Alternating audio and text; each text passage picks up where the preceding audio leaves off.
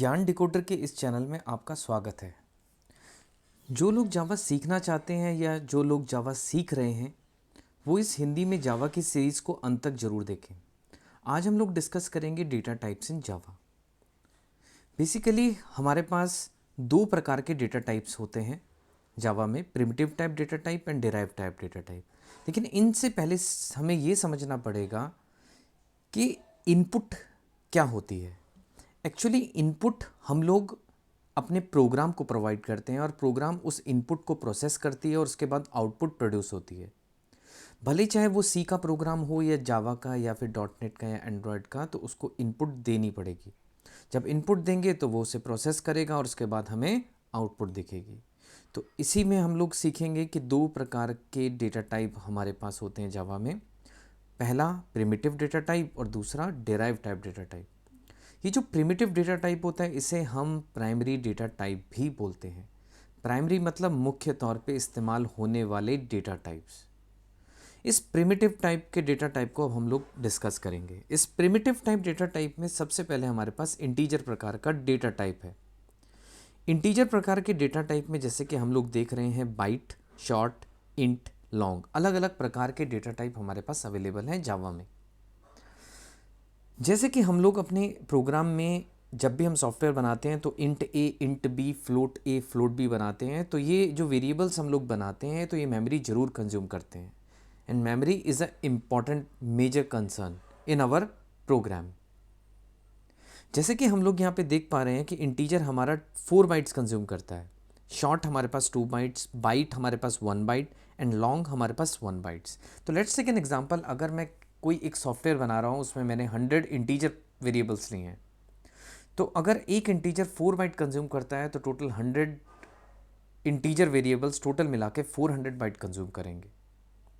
तो इसी सिस्टम्स को हम लोग एक बार इक्लिप्स में चला के देखते हैं।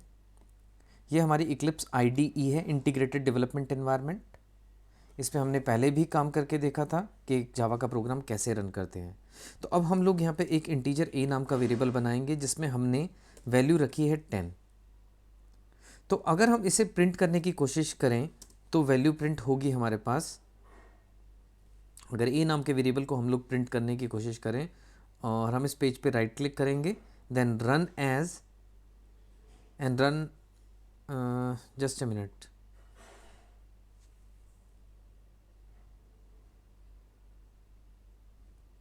हम लोग यहाँ पे राइट क्लिक करेंगे, रन एज करेंगे, रन ऑन जावा एप्लीकेशन। तो यहाँ पे हमें जो आउटपुट नज़र आई है वो है 10।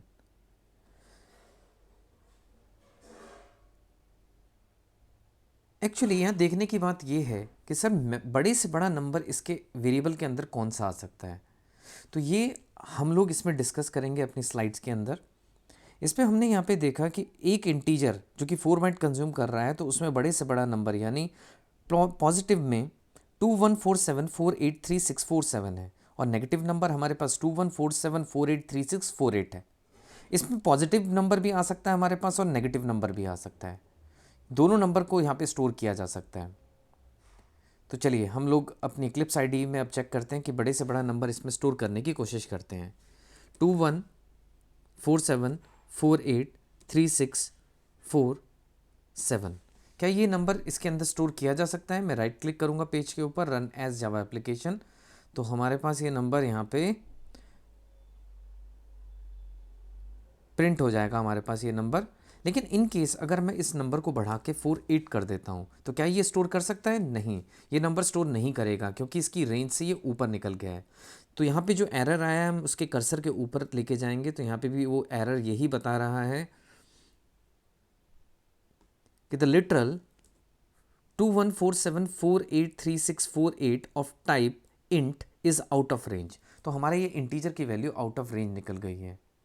तो हमें तब अपने डेटा टाइप को बढ़ाना पड़ेगा और यहाँ पे हमें लॉन्ग लिखना पड़ेगा अगर हमें इस वैल्यू को स्टोर करवाना है। तो लॉन्ग लिखने के लिए हमें अंत में यहाँ पे L ज़रूर लिखना पड़ेगा। अब ये वैल्यू इसके अंदर इजीली स्टोर हो गई है। अगर हम इस पेज को राइट क्लिक करेंगे, रन एज जावा एप्लीकेशन, तो ये वैल्यू इसमें इजीली एडजस्ट हो चुकी है। उसी प्रकार से अगर हमने बाइट नाम का डेटा टाइप का यूज़ करना है तो बाइट b इक्वल टू 34, और हम इसे प्रिंट करके भी देखेंगे b। की वैल्यू। और अगर हम इस पेज पे राइट क्लिक करके रन एज करेंगे तो इस समय हमें वैल्यू 34 भी अपने कंसोल आउटपुट पे दिख गई है। इसी प्रकार से हम लोग शॉर्ट भी बना सकते हैं। शॉर्ट c इक्वल टू 67 और इसको हम प्रिंट भी कर सकते हैं। c की वैल्यू अगर हम इसे रन करके देखें तो इस समय हमें जो वैल्यू आएगी 67 भी हमें इजीली आउटपुट हो गई है। रेंज का ध्यान हम हमेशा रखें क्योंकि अगर हम रेंज से बाहर जाएंगे तो वो एरर ज़रूर देगा। जैसे कि हमारे पास बाइट में मैक्सिमम रेंज 127 है, अगर हम 128 रखेंगे तो ये फिजिबल नहीं है कि इसके अंदर स्टोर किया जा सके, this is out of range. तो अगर हम इसके अंदर 127 लिखेंगे तो क्या ये फिजिबल है? यस, ये फिजिबल है कि इसके अंदर 127 इजीली स्टोर किया जा सकता है बाइट नाम के डेटा टाइप में। अब हम एक और चीज़ सीखेंगे कि हमारी जो सी प्लस प्लस, जावा, डॉट नेट, एंड्रॉयड, पाइथन, ये सारी लैंग्वेज केस सेंसिटिव भी है। केस सेंसिटिव मतलब upper case and lower case के बारे में ये भली भांति जानती हैं। जैसे कि हमारे पास यहाँ पे आप लॉन्ग नाम का डेटा टाइप देख रहे हैं, अगर मैं इसको LONG कैपिटल में लिख दूँ तो ये एक्सेप्ट नहीं करेगा, दिस इज़ एन एरर।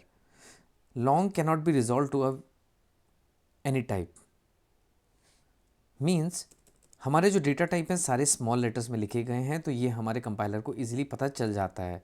तो कीवर्ड्स, ये हमारे कीवर्ड्स भी हैं, जो हमारे डेटा टाइप हैं वो हमारे कीवर्ड्स भी हैं। तो कीवर्ड्स क्या होता है? कीवर्ड्स वो शब्द होते हैं जिसका अर्थ कंपाइलर को पहले से ही पता होता है, यानी keywords are those words whose meaning is already known to the compiler. Compiler यानी जो कि हमारा जावा का प्रोग्राम चलाता है, वो कंपाइलर यानी JDK, जावा डेवलपमेंट किट।